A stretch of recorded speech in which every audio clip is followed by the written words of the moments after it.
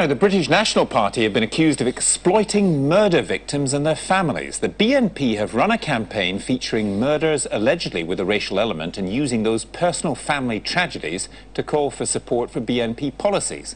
But the families of some of those involved are outraged at being used in this way. We asked the BNP to put up someone to explain their conduct, but they said they were unable to do so. Here's Michelle Gribben, a freelance journalist who's worked for the BBC, with a personal report.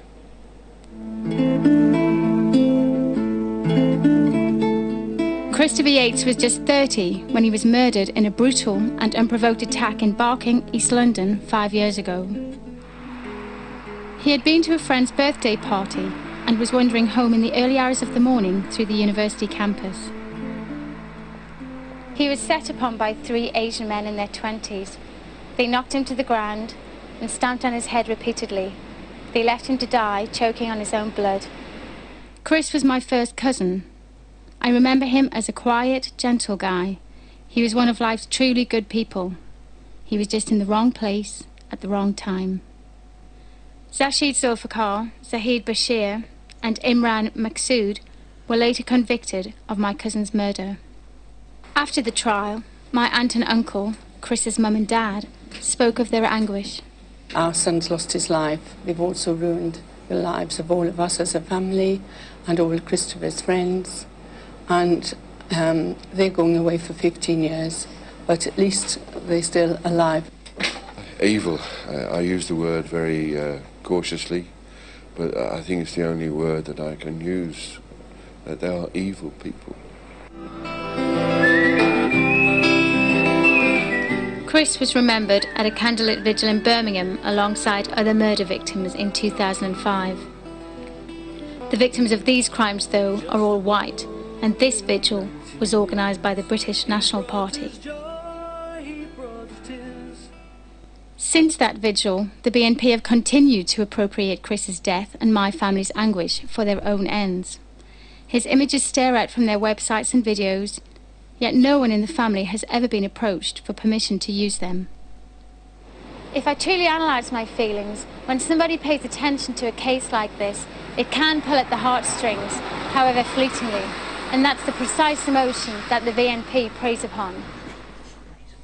According to the BNP, this pamphlet has been distributed to more than 23,000 homes. My cousin features prominently on page 3. And the third case study, is a Chris Yates, just one of the victims of racist murder in this country, who the media never talk about because they are white. At a launch event, BNP leader Nick Griffin boasted about the impact the pamphlet was going to have. A real expert from the opposition analysing this is going to think, oh my God, this isn't a bunch of skinhead morons like we pretend and lie to people. This is a party which is really, really serious and has got its act together. I met Chris's brother Nick in one of the local pubs where Chris spent time with his friends. I showed Nick the BNP video I'd found on the web. I find it totally insensitive. You know, they haven't spoken to us at all about using it, never offered any condolences, and whatever their political aims, you know, Chris was very special to us, and we're just appalled that his name and his memory is being used in this way. The BNP have drawn particular attention to something one of Chris's murderers was heard shouting after the attack. "We have killed the white man. That will teach an Englishman to interfere in Paki business." But the 3 men were convicted of murder, not racially motivated murder, a crime which would have carried a longer jail sentence.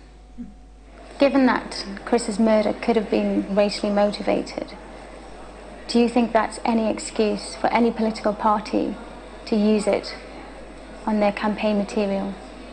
Not at all. You know, as I say, from the outside, it could have been seen possibly as racially motivated, but it was never proven at court.